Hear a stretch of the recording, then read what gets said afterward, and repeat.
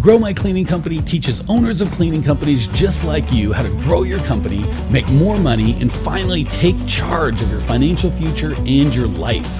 This podcast is about automating and creating systems that give you time and money freedom so you can grow like crazy without losing control.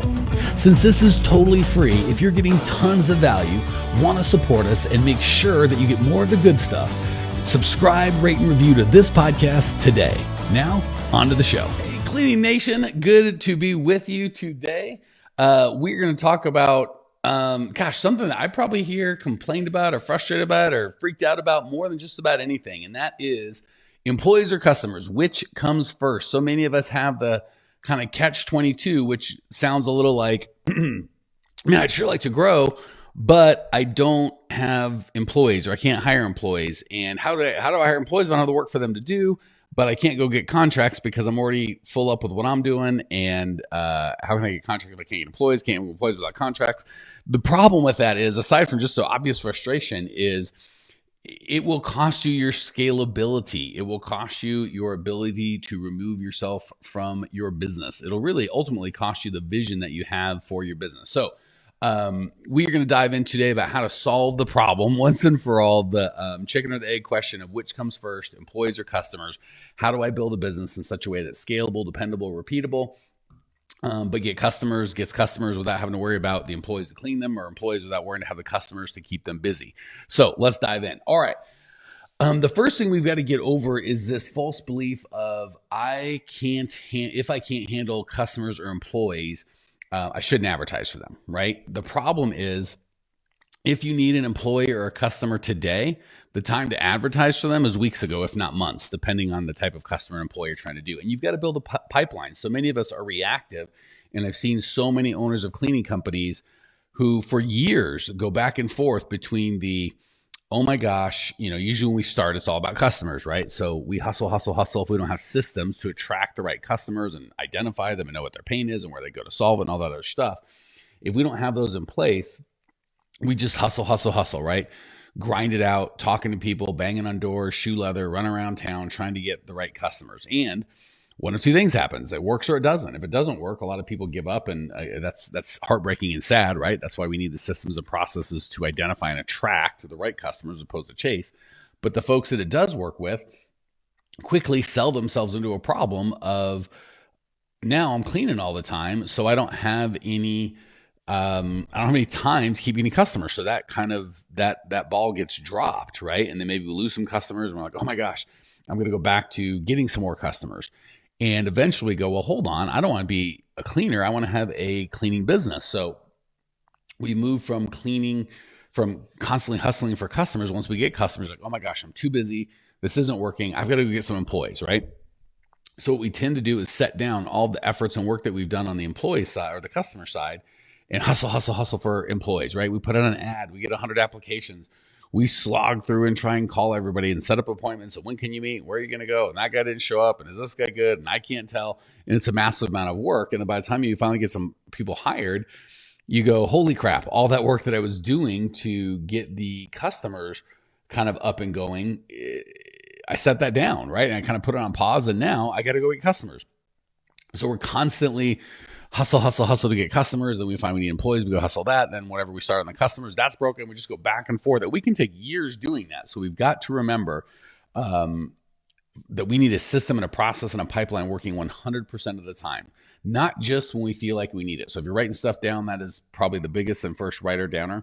We need to have systems and processes working all of the time to attract customers and employees, not just when we feel that we need them. Because again, if the truth of the matter is, and it is, if I need a customer today, it's really hard to get a customer today, certainly a good customer today, but I should have started 2 or 3 weeks ago. Or if it's a big commercial customer, 2 or 3 or 4 months ago, right? And if I want an employee today, I should have certainly started weeks ago. So because we can't read the future, we don't know what we're going to do. We need to start today having these systems and processes in place for both customers and employees, even if we don't quote unquote feel like we need it. Hey, Denise, good to have you, sister. So the next problem we mostly run into is people go, well, it's not right to advertise for employees if I don't have a job, right?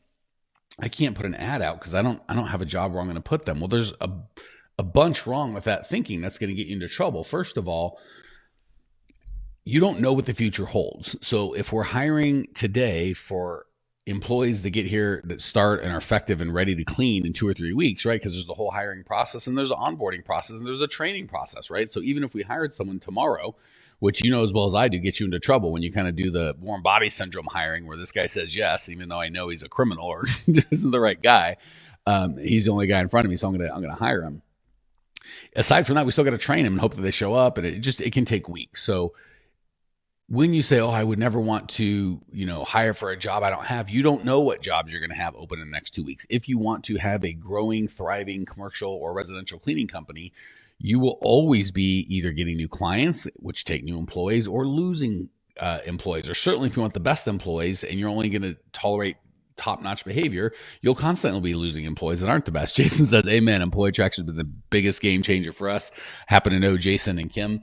And they travel. They absolutely have the freedom I think a lot of you guys are looking for. So you don't have to listen to me, but certainly listen to Jason. So we've got to build a pipeline. We've got to get over this thought that it's immoral to hire for a job that I don't have, because there's two things wrong with that. One, again, you may not have a job today, but you're not hiring for today. You're hiring from 2 or 3 weeks in the future. We don't know what's going to happen in the future in terms of when am I going to get a job? Who's going to quit? Who am I going to need to fire?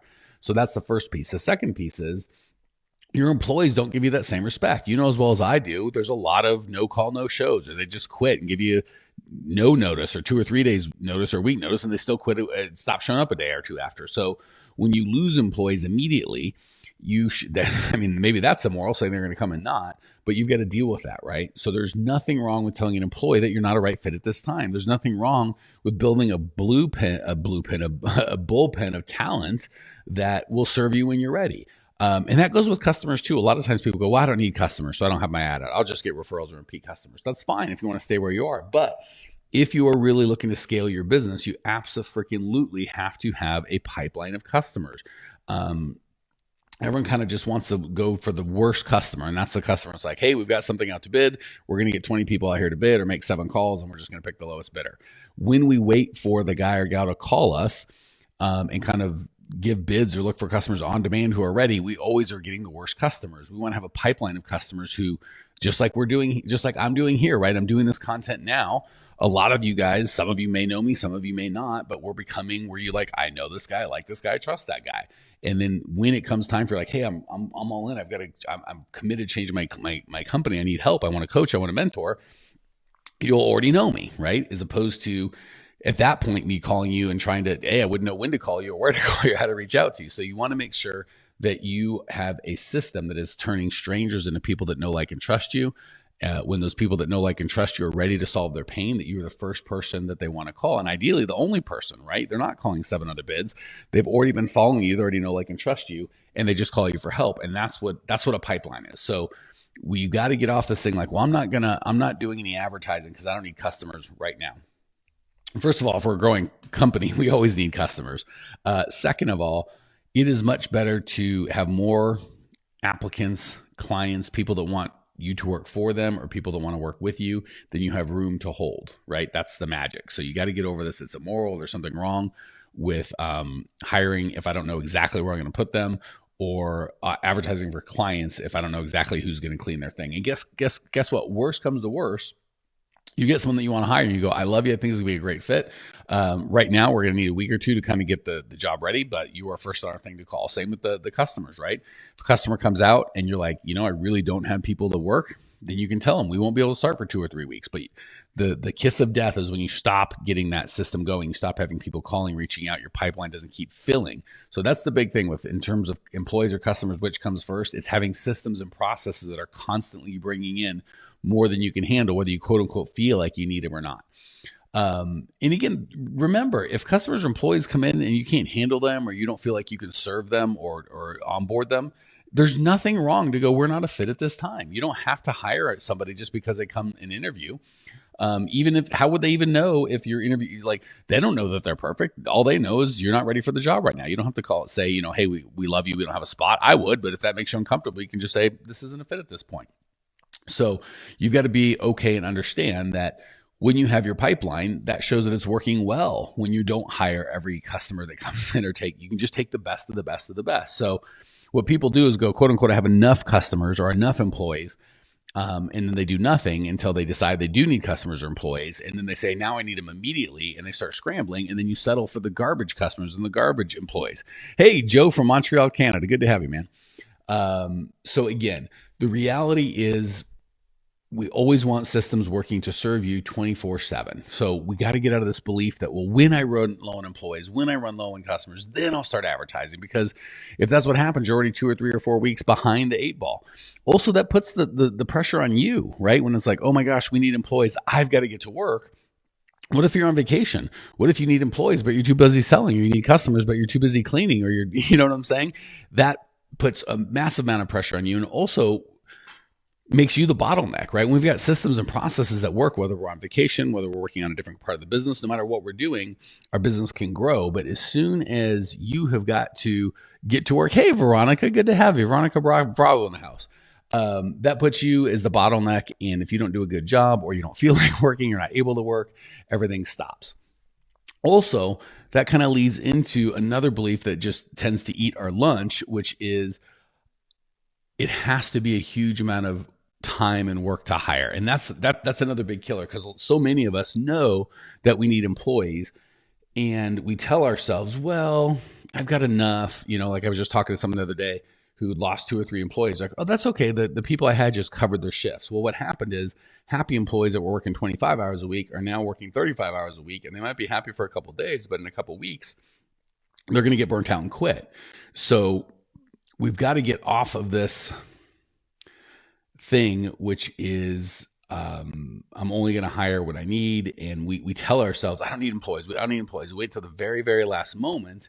And the real reason is it's a lot of work to hire, right? We talked about when you put out an ad, that's a lot of work, especially if you don't have the right ad, you start attracting the right people, wrong people. Or so many of you get a lot of, well, somebody just put a bunch of thumbs up. I don't know what that was, but excited to see you. Thank you for that. We put out an ad. It attracts dozens, if not hundreds of people. If we're honest with ourselves, we'll reach out to the first 36 and a half before we get burnt out. And then we maybe try and set up an interview. And then interviews are just brutal because we don't know when they're going to meet, where do we meet, and I don't know. Long story short, we don't have a system or process. So we do all the work ourselves. Because we don't have a system or process, the work that we do ourselves is mind-numbing, frustrating work that wears us out, and it's painful. So as soon as we get to the bare minimum where we think we're covered, we go, I can't do that anymore. It was too much, right? Because the system and process we have requires for us to work full time. We want to get out of that pain and that frustration as quickly as possible. The problem is, when we get out of that pain and frustration as quickly as possible, that adds to the problem of not being able to hire. So we have to get out of that, the idea that it's going to take you a tremendous amount of work to hire, because that's going to make us not want to do it, even we know we should, and get into, I need the systems that are scalable, that make sure that I've got all the people coming to me no matter what. So we got to make that mindset shift from, it's my job as the owner to hire, we need employees, to it's my job as an owner to make sure we have systems that are constantly running, that make sure we've got more qualified applicants that want to work for us at any given time than we have room to take. And we have more qualified customers that want in than we have ability to onboard at any given time. That's the shift we need to make. And even below that shift, I think, comes this false belief of, I have to chase customers and employees, right? Anytime we're in a situation where something is scarce, we feel like we have to chase, and we have to beg, and we have to, lower prices or lower standards for employees, right? Like, well, I can't work this much, or I can't be on time, or I'm going to treat you rudely, or I'm not going to follow, we will settle for inferior customers and employees because we feel like we can't get them. So we've got to get away from, I have no clients or employee pipelines, and when I need them, I just get to work and start hustling, and move to, I have systems and processes that are always bringing in a surplus, right? Not only because if you've only got 2 employees to choose from and they both suck, you're stuck, right? What are you going to do? But if you've got 30 employees to choose from, and maybe 5 of them are great, but you only have 3 spots, you really have a good shot of having the best of the best of the best. And the same with customers, right? If you only get 2 or 3 inquiries a month, and you only give 0 to 1 bids, and you just never get any new customers, we'll take anyone, right? Whether it's a core values match, whether they're really in line with what we're trying to do, whether they pay enough, whether they respect you. And the same goes with employees, right? So the big kind of overreaching theme is we need to move from you as the owner kind of constantly feathering the gas or the brakes when it comes to hiring or taking on new employees or taking on new customers to that depend on you. So there's kind of also that, do I need more customers? Do I need more employees? Do I feel like doing the work? What if they show up and I don't there's all this kind of juggling that you're trying to do. And it's A, no one's good at it. And B, it's exhausting. And C, who's running your daggum company? We're doing all this juggling, right? You're the visionary, the entrepreneur that got you into this business.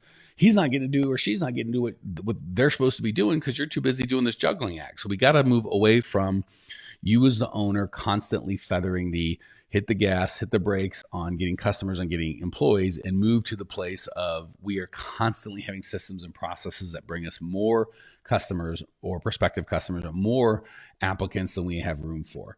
And the beautiful thing is once we stop chasing and start attracting, and these systems are always at work, something magic happens. Just like when it comes to money, there's two ways you can do it. You can earn more or you can spend less. But the moment you have automated money coming in that is in excess of whatever your bills are, you're retired, right? So say I need 10 grand a month to live and I'm only making 5 grand. Well, I'm not retired. I got to go out and earn, or I only have $5,000 coming in automated every month. Well, I got to go earn 5 grand a month. Well, now if I only need 4 grand to live and I have 5 grand coming a month automated, I'm retired, right? So the same thing happens with customers and employees. We can either shrink our need for customers and employees, which means we're kind of stopped, or we can just make sure we have more customers and more employees coming than we need. As soon as you have that, you've got a real automated system and a real business that you could sell, that you can scale, that you can run, and you can get your life back. So the beautiful piece of this entire thing is once you get this right, you can scale as big as you like, right? Really, any business that we talk about, cleaning or otherwise, has 3 things they've got to do. We need to sell the product or service we're doing. We need to deliver the product or service that we're selling, and we need to account for the whole daggum thing. If you have these 2 systems in place, we're handling the selling the product or service, we're selling a service, and the hiring and training and all that is providing the product or service, we've got the business pretty much licked. Honestly, the accounting in the business that we're in, the cleaning business, isn't that big of a deal. So this is 80% of it. Once you get systems and processes in place that are going to attract more, not chase, more of the right customers and more of the right applicants for employees than you can handle. And again, some people might need 50 leads a month to hit their goals when it comes to customers. And some people might only need, 20, might only need to hire 2 or 3 employees per month. Well, as soon as you've got more than that coming in that are qualified, you're kind of retired, right? Your business, you've got systems and processes are going to run. So once you get this right, you can scale as big as you want. And most importantly, the business doesn't depend on you. So you can either take a break from your business if you want, or when you're working on your business, you're working on it and not in it. And you can actually be that leader and that visionary and that entrepreneur that your company desperately needs, right? So let the systems do the employee and customer attraction and let you do the visioning and the entrepreneurship. So if that's you and you're like, holy heck, that all sounds great. How do I get these systems? Well, that's what we do. Go to growmycleaningcompany.com. There's tons of content there, hundreds and hundreds of hours. I would start with the webinar, the free on-demand training I created for you. It is the best of the best, the 5 shifts that you need. It'll help you understand what systems you need and how to put them into place. It is completely free. There's nothing even for sale on it. Go to growmycleaningcompany.com, sign up for the complimentary on-demand training. And that's really the starting point. We can help you get the systems and processes that you need, but just important, like we did here today, the mindset, right? Understanding what this could and should look like. So growmycleaningcompany.com, check out what we have. Can't wait to serve you. Talk to you soon. Thanks for tuning in to today's show. If you're fired up, ready to grow, and want to see if you have what it takes to work with us at Grow My Cleaning Company, here's what I want you to do right now. Go to growmycleaningcompany.com/talk. That's growmycleaningcompany.com/talk to book an appointment to speak with me personally. I'm going to jump on the phone with you to get you crystal clear on where you are now, where you want to be, and how to get you there. Don't walk around in the dark any longer. If you are serious about growing your cleaning company, it's time to finally get the systems in place that you need to grow. We've helped hundreds of owners of cleaning companies not only grow their business and their personal freedom, but give back to their community as well. If that's what you're looking for, head over to growmycleaningcompany.com/talk and book a time to talk with me personally. I can't wait to get to know you and your business.